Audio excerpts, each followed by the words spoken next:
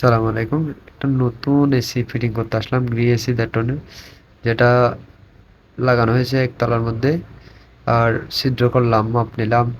এরপরে ছিদ্র করার জন্য যে বেস প্লেটটা লাগানো হবে ওটা বেস প্লেট লাগিয়ে নিলাম, এবং যে ডিলটা করতে হচ্ছে এটা হচ্ছে কপার পাইপের লাইন। অবশ্যই আপনারা কপার পাইপ লাগানোর সময় বাইরে অবশ্যই ছিদ্রটা বন্ধ করবেন, যাতে পানি না ঢুকে, ইঁদুরে বাসা না বাঁধে, পাখিরা বাসা না বাঁধে। তাইলে আমি তাড়াতাড়ি করে ছিদ্রটা করে নিলাম। যাতে ছিদ্র করতেছি ছয়টার মধ্যে হ্যামার দিলাম, হ্যামার দেওয়ার সাথে সাথে ছিদ্রটা হয়ে গেছে। ইনশাল্লাহ বাইরে কাজ করতে যাতে সুবিধা হয়, পানির ড্রেন লাইনটা যেন একটু নিচে নিচে বাঁকানো দিয়েছি, যাতে পানিটা তাড়াতাড়ি পড়ে যায়, যাতে পানি জমে না থাকে। আলহামদুলিল্লাহ মোটামুটি শেষ। কারেন্ট একটু ডিস্টার্ব করছিল, তারপরেও শেষ হয়ে গেছে। বাইরে চলে গেলাম আউটডোরে আমি অ্যাঙ্গেল ট্যাঙ্গেল লাগাই নিলাম।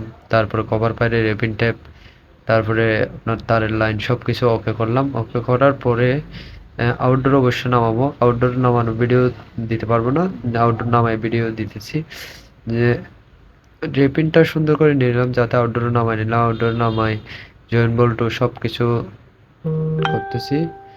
এরপরে বেকওয়ামের জন্য সবকিছু করতে হবে। অবশ্যই এসিতে বেকওয়াম করতে হবে, যাতে এসিটা প্রপারলি ঠান্ডাটা দিতে পারে। আমরা বেকওয়ামের জন্য অবশ্যই বেকওয়াম 30 হতে 35 মিনিট করব। এরপরে এসিটা স্টার্ট দিব, যার কারণে সময়টাও লাগতে পারে। এর মাঝখানে আমি ভিডিও করছি। কভার পাইপটা একটু ভালোভাবে মানে করে নিব, যাতে টাইট দিয়ে দিব, যাতে লিক না হয়। অবশ্যই লিকটা চেক করবেন। এরপরে আমি বেকওয়াম মেশিনে লাগাই দিলাম। আসলে আমার মোটামুটি কাজ শেষ।